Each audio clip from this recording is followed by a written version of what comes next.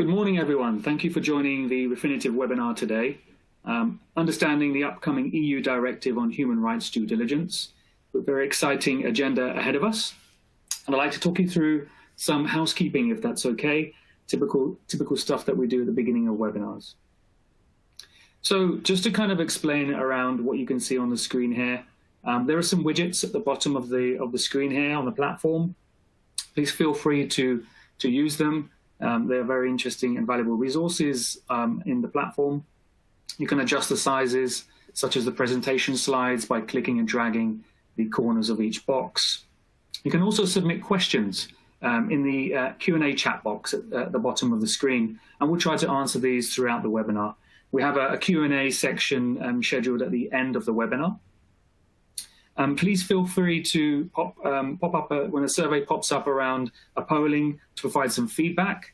And also at the end of the webinar, we're going to solicit your feedback around the webinar today. So please feel free to fill in.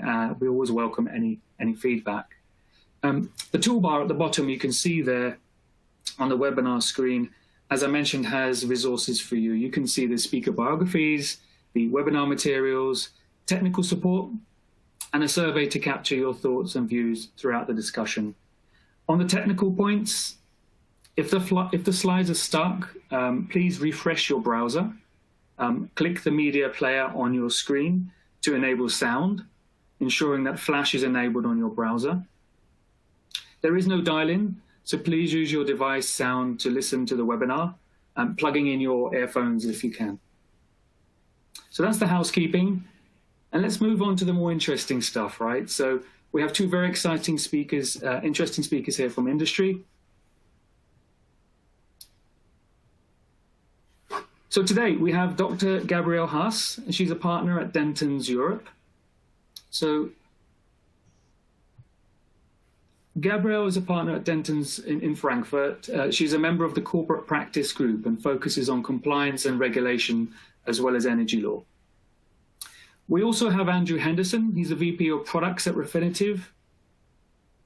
Andrew is responsible for combining products and services to provide end-to-end solutions to manage the key compliance risk areas that our clients are dealing with a special focus on corruption, data privacy, and money laundering. And I'm your host today. I'm Pervez Janjua. I work at Refinitiv in the marketing organization. So again, welcome to this webinar. And let me take you through the agenda for today before handing over to Andrew for the first poll. So the agenda today will be led with Dr. Gabriele Haas, and she will talk through the considerations for the EU legislation on human rights and the environmental impacts for due diligence. Following Dr. Gabriele, Andrew will talk through how to prepare, some practical steps to prepare for the directive, followed by a Q&A at the end of the session. So we're going to try and leave some time for Q&A. Again, I encourage you to put some questions into the Q&A box. So without further ado, I'll pass over to you.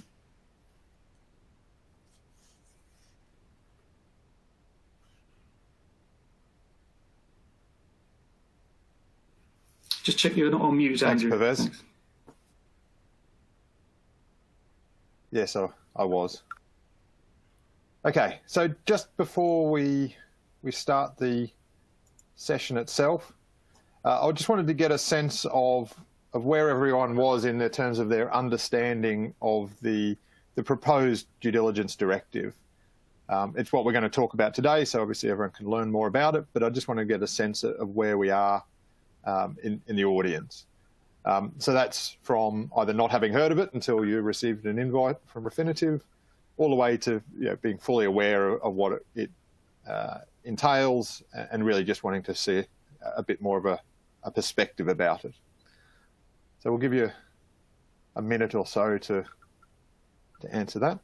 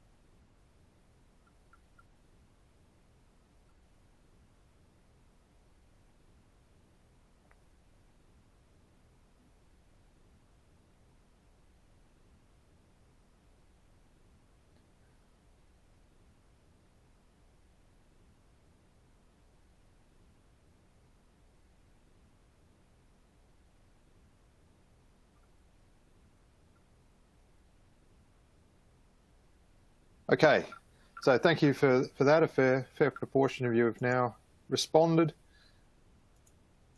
And it's quite an interesting result, I suppose, not too unsurprising. By far the majority had very little knowledge of the directive. I think that's fair. I think unless you're really a practitioner or really involved in this area, this directive hasn't been something that has been particularly well publicised, which is obviously why we're here today, to try and give you a bit more information about it.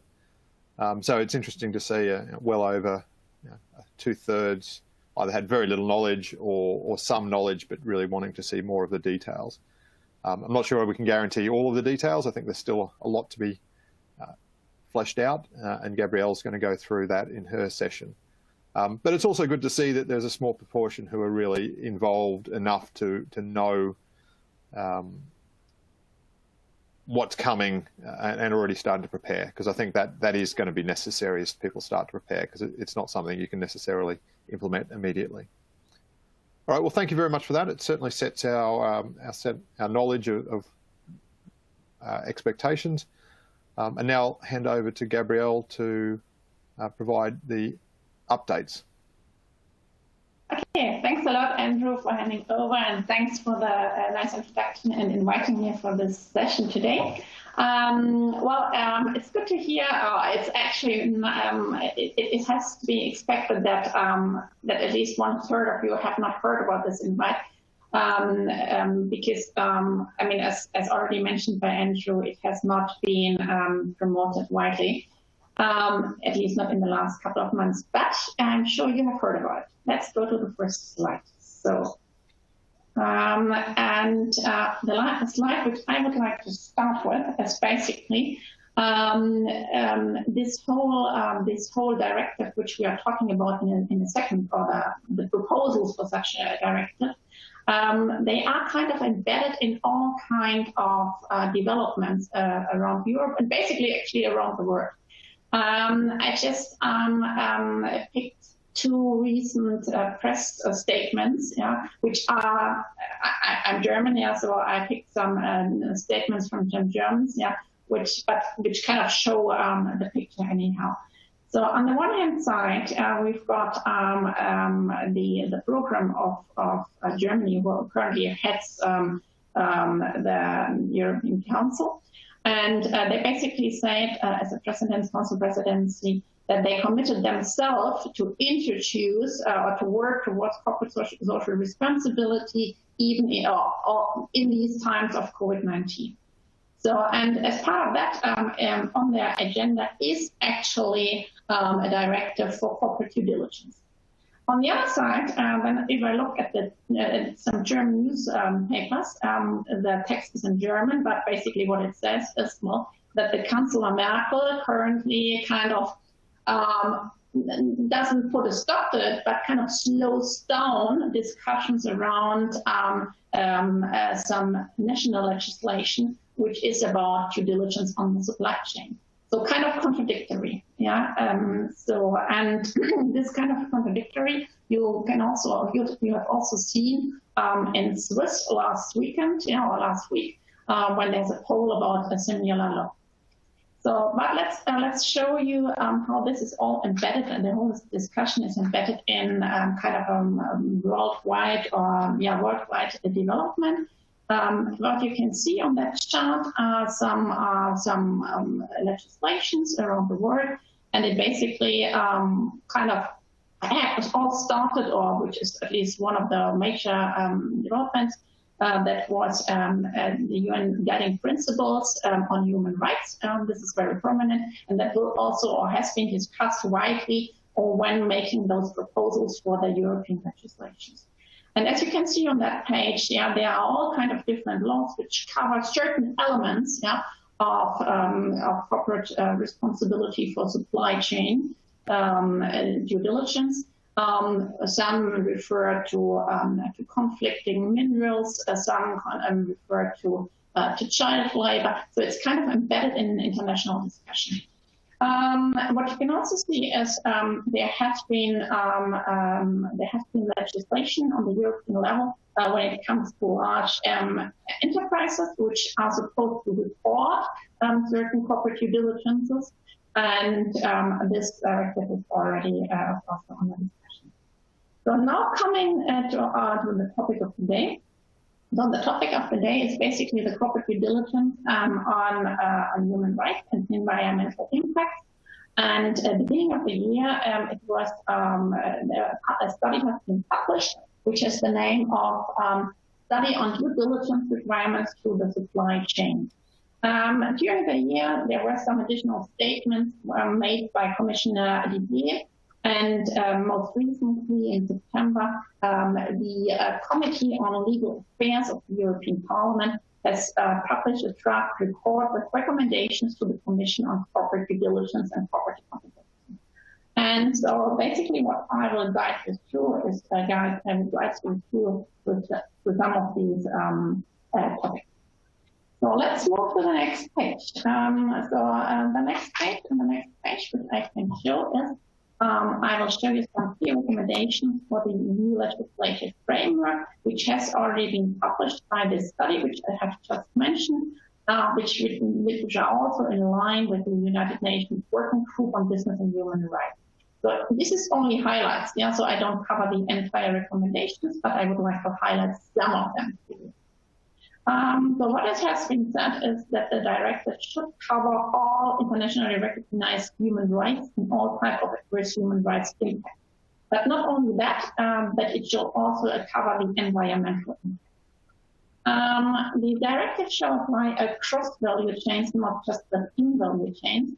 This is kind of a challenging request, as it broadens the responsibility of enterprises who are under scope. The next recommendation would be that it should cover all EU undertakings, yeah, and all non-EU business enterprises, which basically are active on the European market. And another very important topic is that the directive shall actually go beyond reporting regimes, yeah, as it is now for the large enterprises, and that they shall require meaningful process to be implemented. So not just reporting, not just explaining if you don't do anything about it, and potentially shaming, but really doing something about it. So the directive shall also set out clear compliance monitoring and enforcement structures, and the facilitate the access to effective justice and remedy. So what this recommendation is basically say that we shall move from a voluntary approach towards a binding approach, which shall be accompanied by clear rules about monitoring and also about enforcing the conditions of the upcoming directive if it comes have not been met, or not the directive but the implementation in national law has not been met by companies. So about what time frame are we talking about? So as I said, currently we just have this proposal by the Commission on Legal Affairs of the European Parliament, which proposes some proposals to the European Commission.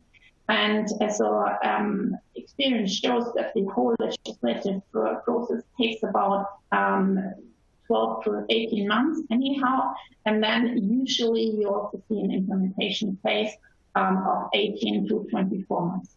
So that is the time frame we are talking about. So it might seem to be early to you to talk about this one, but nevertheless, I think there's a certain incentive to it anyhow, because what I would like to mention, as we have seen in the poll in Swiss last weekend, the majority of people actually voted in favor of such a law, and that is kind of what it shows around the world. The population, the wider population, is actually in favor of enhanced due diligences concerning the supply chain, and so that it might be a selling argument.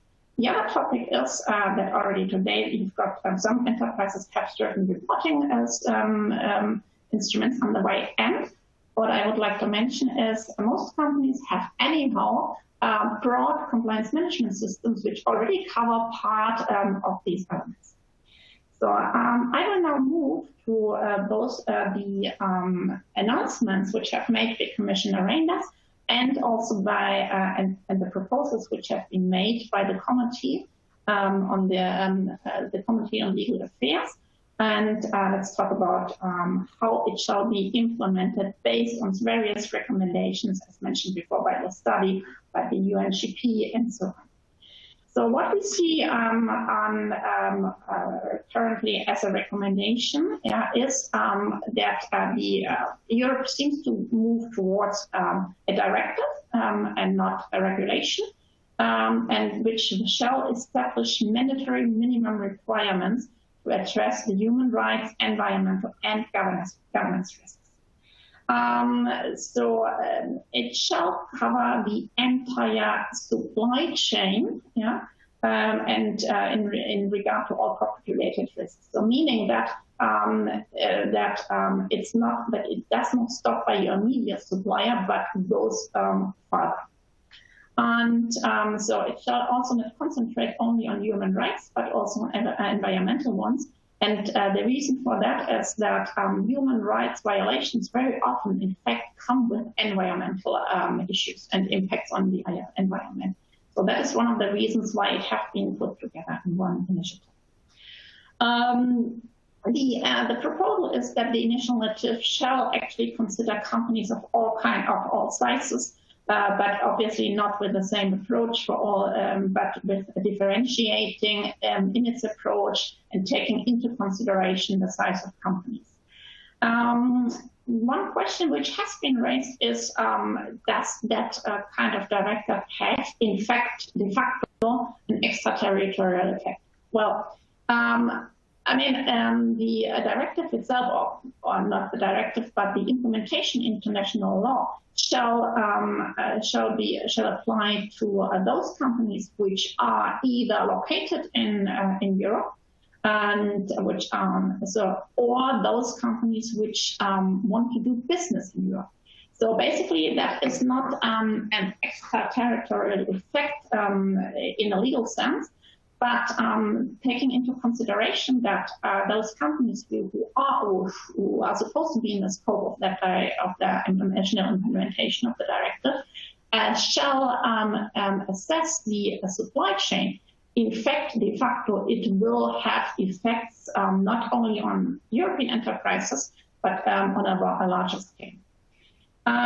It has been made clear that the initiative shall be strongly based on the already mentioned United Nations guiding principles, the OECD and the ILO framework, and all kinds of other considerations which are already on the plate. And what will be required from companies is that these companies shall implement and put in place systems and procedures to ensure that they can identify, respond to, and eliminate or report risks in their supply chain. So for those of you who are in charge of compliance, that doesn't sound exactly unfamiliar. So it is very much related to, or it has a certain reference to already best practices when it comes to compliance management systems. So first, identify the risk, and if you identify that, put in place some strategies how to deal with it. Make sure that it is effectively implemented, and monitor over the time if the implemented measures and if the implemented structures and procedures are effective. So from the management system, it is very much comparable to what we already see in the compliance management system for other topics. So meaning that if you have such processes already implemented, it might be a good idea just to basically to build upon the already existing structure and to add these additional requirements which are about to come. As I mentioned before, the directive or the national implementation of that directive shall not just be a nice to have on a voluntary basis, but shall actually be enforced. And the clear recommendation is that there shall be sanctions to be imposed if the requirements are not adhered to. And in regard to these sanctions, that is obviously, or that will be then national law. So I just give you a quick overview because so far it's basically best guessing, yeah. But if I look at those potential enforcement possibilities and consequences and sanctions which are in place for other compliance topics, I would not exactly wonder if the following would be in the focus. So first of all, it probably there will be certain sanctions about it. It is discussed whether breaches of these requirements shall be regarded as or shall lead to criminal misconduct, or shall be treated as or certain aspects of it shall be treated as a criminal misconduct. Then there will certainly be some administrative fines, both covering both covering the enterprises, but also the natural persons who are in charge of that. One could think about if processes will be implemented to ensure civil damages. That is kind of obvious that some of these effects will come. Certain termination rights of contract.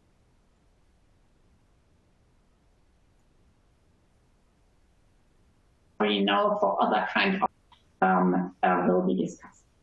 And one topic which shall also not be forgotten is the question of blacklisting, which has been mentioned expressively in that recommendation of that legal committee, is that there should be, that in case that enterprises do not adhere to these principles, it at least shall be made sure that they are excluded from business with European institutions or with public funds. So basically, that means in effect kind of a blacklisting of those companies not adhering to it. And by that, I mean the criminal effects or the criminal consequences or administrative fines are already kind of a forceful instrument. But when it comes to topics like blacklisting, that kind of is the basis of doing business. So my personal opinion on that one is that the blacklisting will be the most forceful instruments which we talk about. So let's go to the best possible early steps which companies can consider. And as mentioned before, so what is discussed about this new instrument, for those persons who are in compliance, it very much sounds like the compliance management systems which are already in place. So what has been mentioned in the various proposals and also by the legal committee is, first of all, companies should do some research. And I mean, it's no wonder that I have been invited by Refinitiv, So because Refinitiv is actually one instrument, which can be used to do such kind of research, But I'm sure Andrew will talk in more detail about this in a minute. So the research around the supply chain, that is something which shall be done.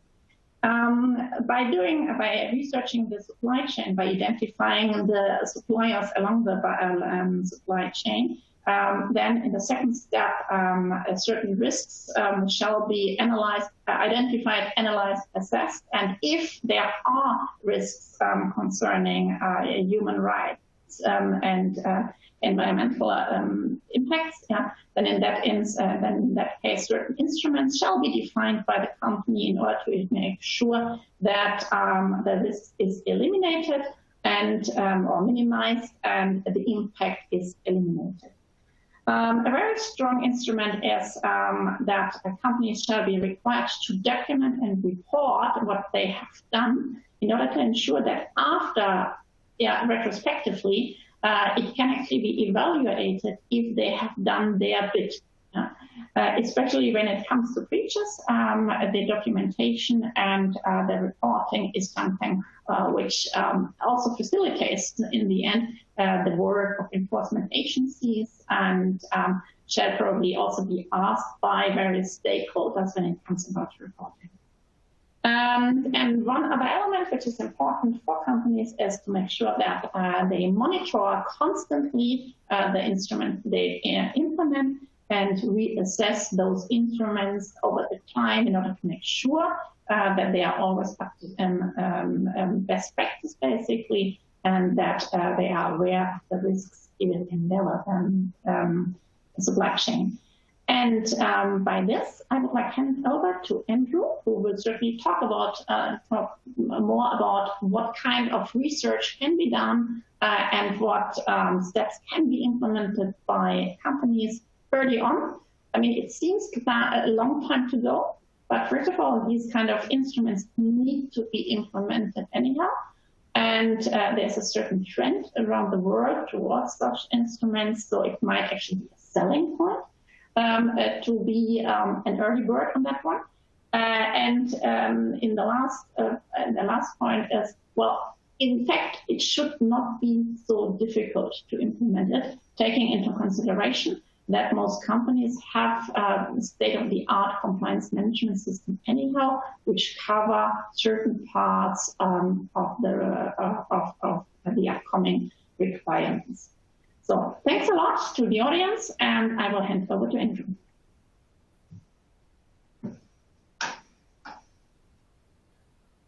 Thanks, Gabriele. We might start again with another poll question to set the scene as we move from the directive itself to more practical discussion about due diligence and what that means. So we can spend a minute or so answering the question in front of you about what level of due diligence are you currently doing on your supply chain. It'll help me again get an understanding of where you are. I know from the first poll, it sounds like there is a small number who are doing extensive due diligence, which is great, but just getting a sense of where you are, even if you're not aware of the directive.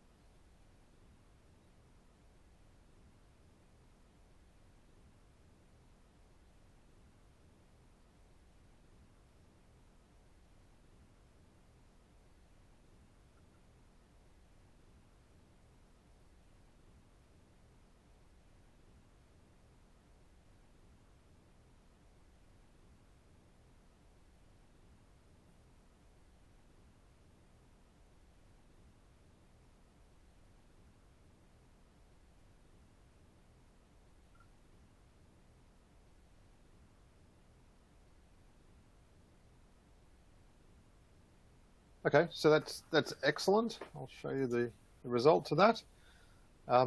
Interesting results, really. It's good to see that there's just under half are doing some form of due diligence on the supply chain, irrespective of a large percentage of responses in the first poll saying that you weren't aware of the particular directive.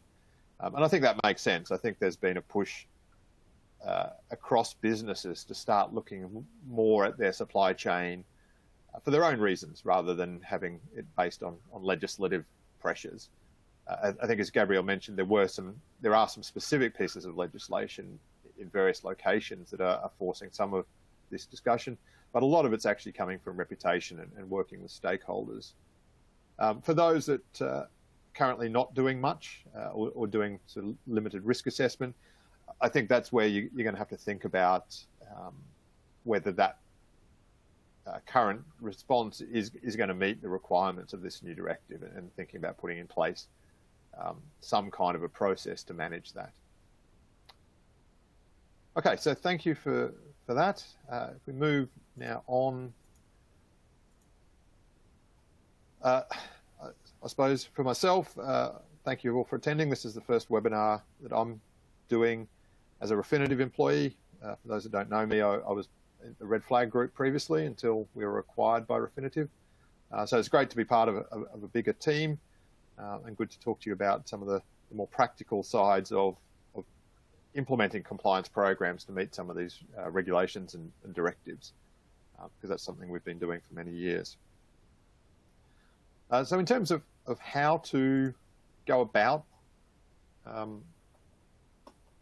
implementing the directive, knowing to some extent that some of the details are still coming, the first thing is like any kind of compliance program, it's thinking about a strategic statement first.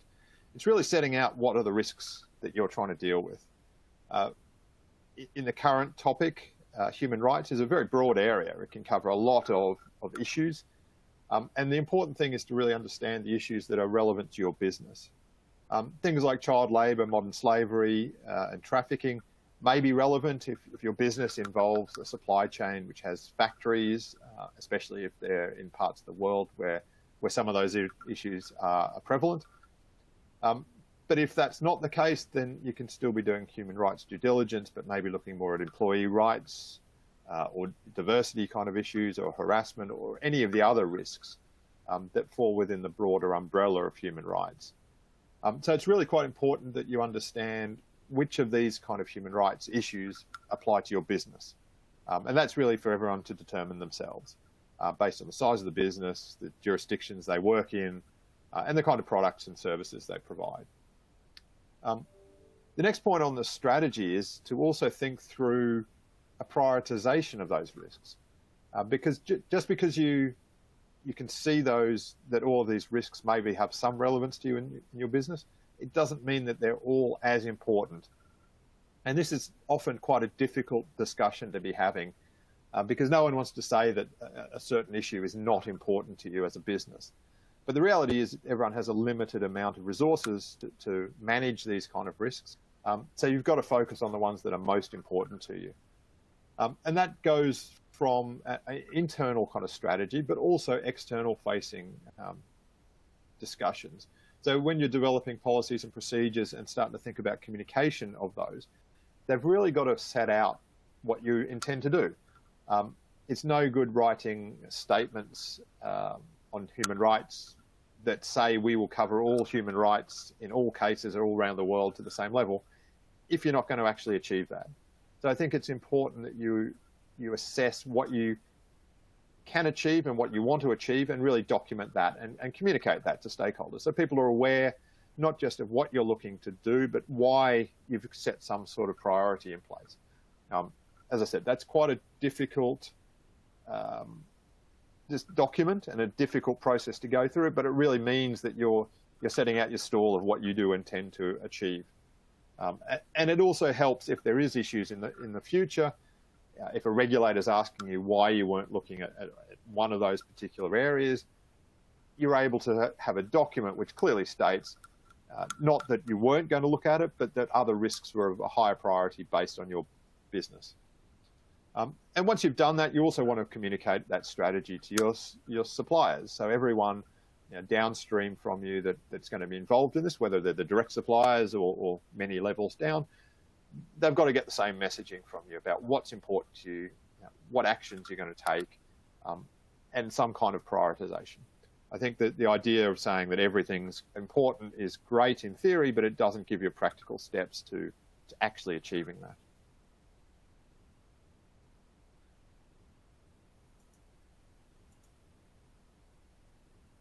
Okay, so the next thing is really, once you've got your strategy, sort of working out where you are now. And that's working across your business. You've got to get your stakeholders involved, and that could be compliance, if a lot of you probably are in a compliance function, supply chain management, procurement, anyone who's looking at ESG kind of issues. Everyone has to be working on this together. It can't be something that compliance goes off and does by themselves. They all have to be involved in this kind of a process to make sure that we understand what the actual immediate critical risks are. You've got to get a stake in the ground as to where you are, because then that can start giving you the planning you need to improve over time. The techniques you might use, risk matrices, things like that, often very important, and often techniques that you're already doing for other risk areas. That will help you work out where your problems might be.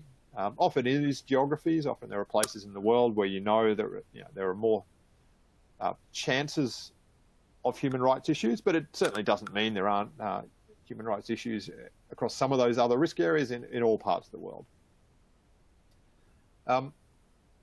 The other area which I think is vital is to not reinvent the wheel. If you have processes and procedures, tweaking them to make sure they actually cover what is needed by this new directive or any other new directive is really important. We see it many times where people sort of look at this as a silo and say, okay, we have to have an answer to the human rights directive. They go off and build a process, not recognizing that there were processes which covered either some of that or certainly overlapped in many cases. So trying to avoid that, understanding what you have now is really important to efficiently building what you need to do. The next area is just understanding the supply chain. That's often an area which you might have, at best case, have some good information about your direct suppliers because you've got them in some kind of a procurement system or a contract management system. But it often gets very murky and grey once you get much beyond those suppliers into their downstream suppliers. Sometimes for good reasons, sometimes there's contractual or competitive reasons why they're not wanting to give you that. But more and more there's a push for you to get visibility of your supply chain because you're going to be judged on it. If there's an issue further down your supply chain which can be directly related to you, certainly in the media or social media, it doesn't really matter if there was a contractual reason why you couldn't find some of that information. There's an obligation or an expectation on you by the public as well as regulators that you've done some research and at least have some idea of who's providing you the core supply. And then just looking at whether any of those suppliers are going to cause you immediate concern as you're planning that out.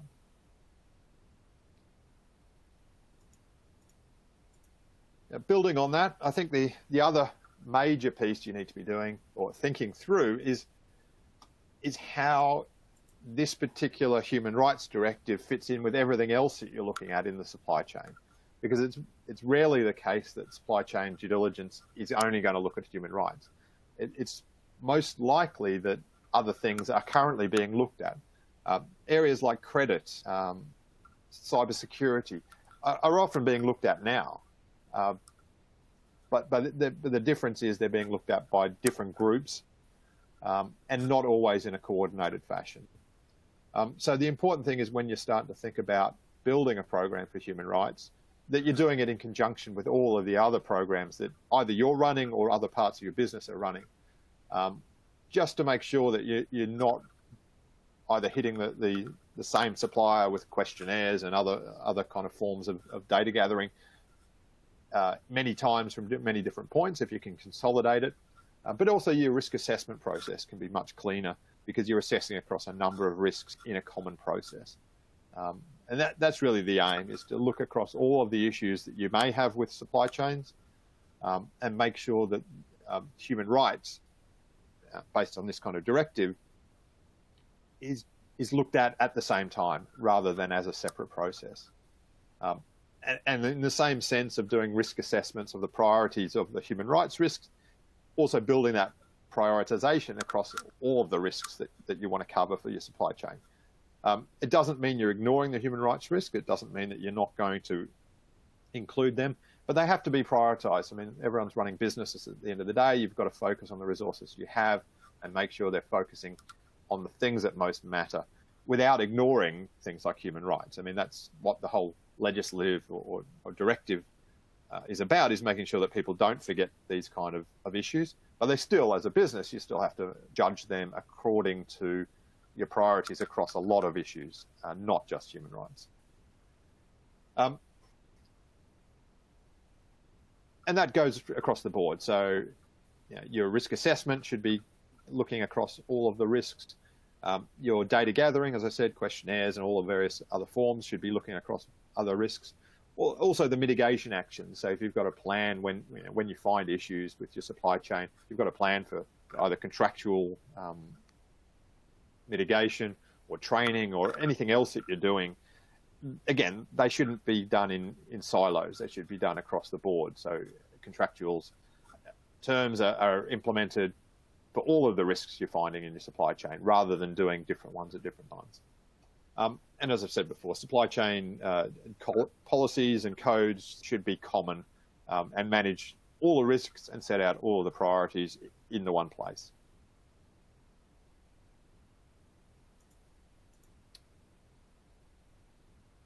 Okay, in terms of actually doing what people consider due diligence, I mean, due diligence is in reality, and certainly as the way I would suggest it, due diligence is the whole process. It's the whole process of risk assessing, gathering information, making decisions. But if you're thinking more narrowly of a due diligence exercise as a piece of work that you're doing, a research piece of work, it's important to think about what's actually needed according to the risks that you're assessing. You've got to really target that kind of deeper research only where the risks are. So some of that's the prioritization of risks, but even within a risk that you have prioritized, looking at your suppliers and deciding which ones of those might have some criteria that actually heighten the risk in that particular place. And even within that risk, you might have different techniques that you're going to apply to manage the risk. Some will be cheaper and simpler, some will be more expensive and more time consuming. Again, it's the same thinking that goes into focusing the time and effort into the risks that really matter and at the depth that really matters. When thinking about external or enhanced due diligence, that kind of a process, which is obviously something that Refinitiv and formerly the Red Flag Group does a lot of, it's also important to really think about the differences in maybe what you're doing now. So a lot of time companies have been doing channel management type of due diligence, so FCPA, corruption due diligence. They've been doing that for many years, and now they're bringing new risk areas into that and looking at the supply chain. But what's important to think about is it's not the same kind of due diligence. It's not the same risks that you're looking at, so some of the techniques are going to be different. In some senses, due diligence activities could just be mapping. It could be working out who's who. That is a due diligence activity, which is often overlooked, but it's absolutely vital to getting a sense of where your risks are. Similarly, database kind of due diligence, which is quite common for things like money laundering and corruption, with the WorldCheck kind of database. Databases tend to be a lot less beneficial for this kind of supply chain due diligence. They'll still give you information on sanctions and things like that, but not so much on some of the risks around human rights. It doesn't mean that they're not important where they are, but they're less important for this area than the risks that they were primarily designed to cover. So don't assume that one size fits all in terms of data sets. Similarly, media is more limited. I mean, obviously big companies where there have been major breaches will be in the media, but when you're looking further down in your supply chain where some of your risks actually lie, often they're smaller companies and certainly less international media coverage. So you've got to be looking much more targeted media to find some of those issues. What does work well is actually some more niche data providers that work with non-government organizations and really focus on some of these ESG risk areas. So if you're going to be doing research in those kind of topics, that's often a better place to go than maybe some of your more traditional research locations. But also there are times when actually it requires far deeper research than some of the external due diligence you might have been doing. And that's things like site visits and audits and things like that. obviously much more expensive and time consuming, but they're actually necessary in some cases because there's just no other way of getting some of that information. You know, factory site visits, those kind of things, often a part of your current processes, but just making sure you're mapping them to the risks that you're focused on. And if you are sending audit teams in to do quality checks, you're also getting them to do child labour checks or other things that are focusing on the risks that you've identified. Okay. In terms of how to actually make this work, our main recommendation is to automate and use technology wherever possible. Often if you've been doing some kind of due diligence process on your distributors and agents and all that kind of corruption due diligence, the numbers of entities that you need to look at is often far smaller, so you can get away with using spreadsheets and email systems to do that. Once you get into your supply chain, especially if you're starting to map further down into your supply chain, the numbers of entities are getting into the tens of thousands, if not hundreds of thousands for many, even not the biggest companies. So those supply chains are large, which really means that you need some kind of technology solution to help you with that. And those technology solutions also have to integrate with your existing data. You have a lot of information in your ERP systems, CRM systems, procurement management systems. You've got to use that data. You don't want to be reinventing the wheel. And certainly you don't want to be getting manual data entry for things that you already have in systems. So integration becomes vital. But then automation of a lot of the assessments. So once you've already done your risk assessment, that's what needs to be implemented. You can't have manual assessments of risks across thousands and thousands of suppliers. Most people won't have the resources to do that. So you need to automate as much of that as possible. And automate a lot of the activities. So the next step kind of activities, where possible, should be automated. Again, with the idea being that you're trying to focus where your most important risks are. So your top 5–10% of your supply chain is maybe where you're not so automated and it's much more manual, human-led thinking, because that's where most of your risk is, and that's where you want to focus your time and effort. In addition, documentation, Gabriele mentioned that too. Everything that you're doing in the due diligence process, you have to be documenting, because otherwise you're losing a lot of the value of what you've done. And that's not just the research you're doing, but that's all the decisions that you're making based on that research and your risk assessments and all of those pieces, which provides a clarity if something goes wrong in the future. But not just that. You're not just documenting for future issues, you're also documenting to improve the process. And also, you need to be thinking as you're doing the automation on reporting as well, because there's a number of stakeholders that you need to be reporting out to it on a regular basis, whether that's internal stakeholders within your business, your management, board of directors, etc., your suppliers, so you're talking to them about what's going on, but also the wider community. That could be non-government organisations who are interested in some of the risks, or your customer base, depending whether you're selling direct to customers or through businesses. So really making sure that you have a reporting mechanism built into all of the work you're doing will make your life a lot easier when you're actually having to report on those activities. And lastly, I think what Gabriele also mentioned, you've got to manage and maintain the program. It's no point doing all this due diligence work now and not building in a maintenance program, which continues to sort of talk to stakeholders as their interests change. You need to be able to adjust what you're doing within this process. If your board of directors is now much more concerned about it and gives you more resources, you need to be able to tune up the amount of work you're doing. And similarly, if the business is going through a recession or any of the other things, you're able to tune that back down again. So really understanding where your business is, where your stakeholders are, can help you judge how much work you're really able to do. But then the monitoring of what you are doing will help you get a sense of whether you're actually managing those risks, whether you're reducing the risks and improving the overall human rights or any other supply chain risks that you're looking at. Also, regulations. Obviously, this is a topic that we're talking about today.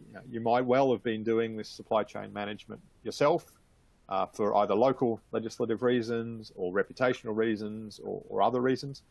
But now with an implementation of a directive coming up, you need to be looking at those sort of external factors and making sure that what you were doing meets those new standards. Often if you're doing it from a fairly generic standards-based approach, maybe the ISO 19600 standard or something like that, then these new regulations won't cause you a great deal of concern. It's really just a slight tweaking, often a slight reporting change that needs to be done. And that's really what you want him to be doing, is getting ahead of the legislation rather than scrambling to meet specific requirements. If you've got a strategy which sets out an overall supply chain management plan, it's very unlikely that the Human Rights Directive will change that significantly. It might just be some minor tweaking that you need to think about.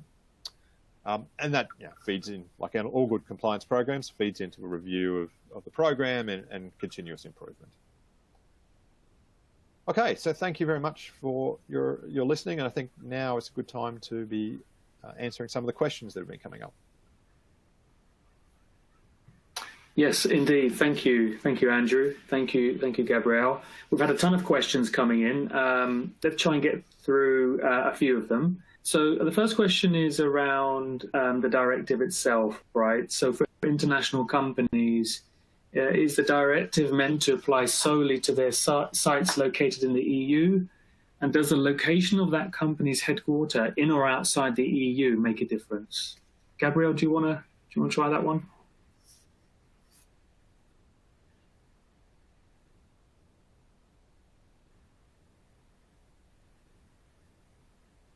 Are you on mute, Gabriele? Sorry.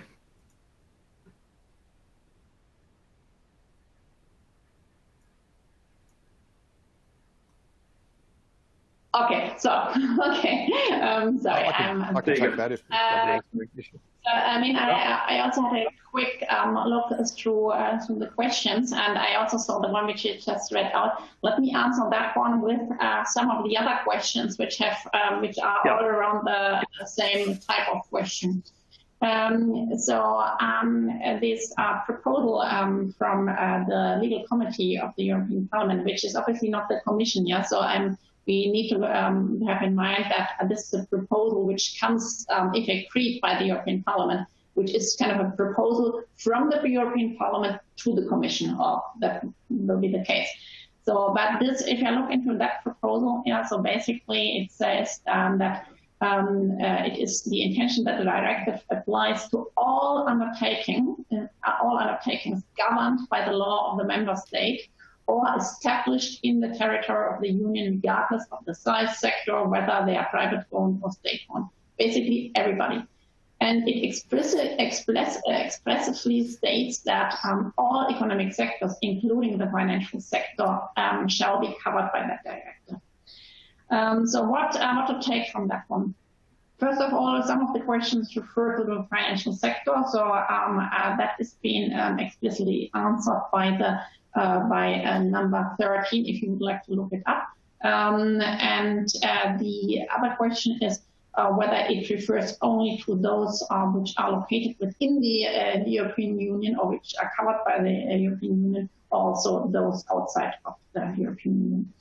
So as I said, it's number 13 says all undertakings which are governed by the law of the members of a member state, meaning everybody which is located, which is headquartered, which is seated in the member states, established in the territory of the European Union. So that is what is covered by it, which will be targeted by the directive. But let's be sure. I mean, if you implement something within a group of corporations, and which refers then to certain companies which are headquartered, located, or in the European Union, and somewhere else it also says everybody who wants to do business in the European Union. So basically, with this approach, that those which are located in the European Union or governed by the law of the European Union and which do business in the European Union, if these undertakings are all covered by it, basically in the end, I would advise against sorting your company between those parts who do business in the European Union and who don't do business in the European Union.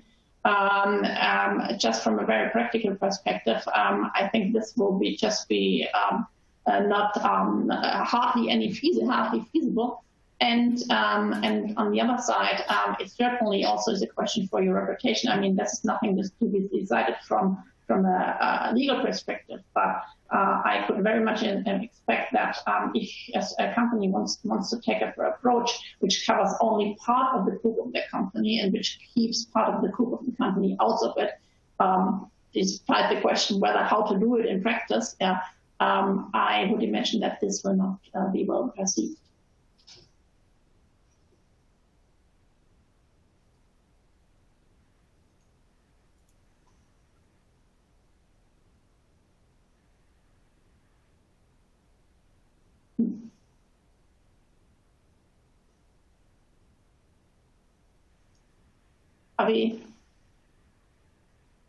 Is there another question, or how shall we proceed?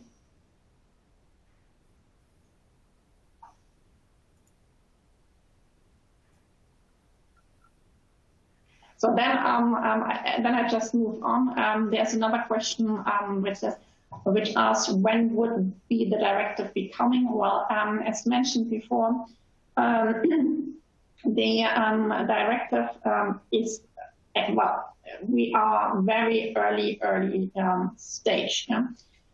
So it is intended that beginning of next year there will be a formal proposal for it. And just from experience, how long it usually takes until a directive is adopted, that usually takes something around 1 to 2 years.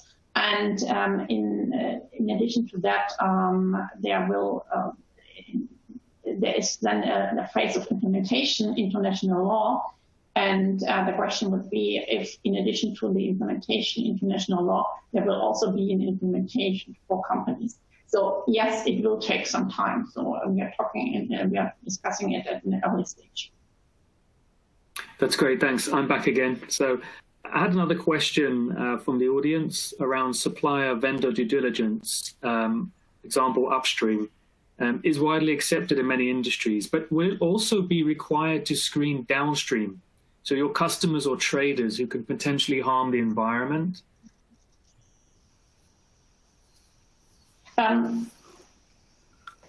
Basically this directive... Yes, I think so. It really depends on...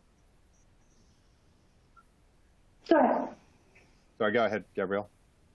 No, go ahead, Phil. It's already started, so go ahead. Okay. So I think the answer is yes. It really depends on the type of business you're in. In human rights is generally in the supply chain on the sort of upstream. Downstream. If the kind of business you're in includes large labour pools in your distribution network, then potentially yes.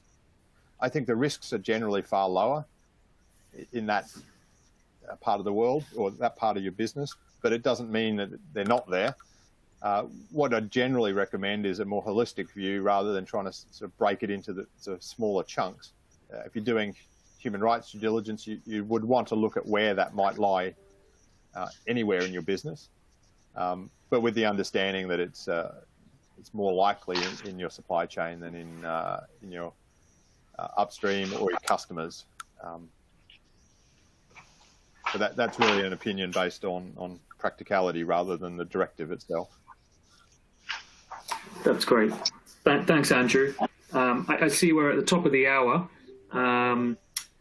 We might have to stop here, but we had a ton of questions come through, and we'll do our best to respond to those questions, I think, after the webinar with the help of Gabriele and Andrew. It just leaves me to say thank you very much for attending this webinar. Thank you to our speakers, Dr. Gabriele Haas and to Andrew Henderson from Refinitiv.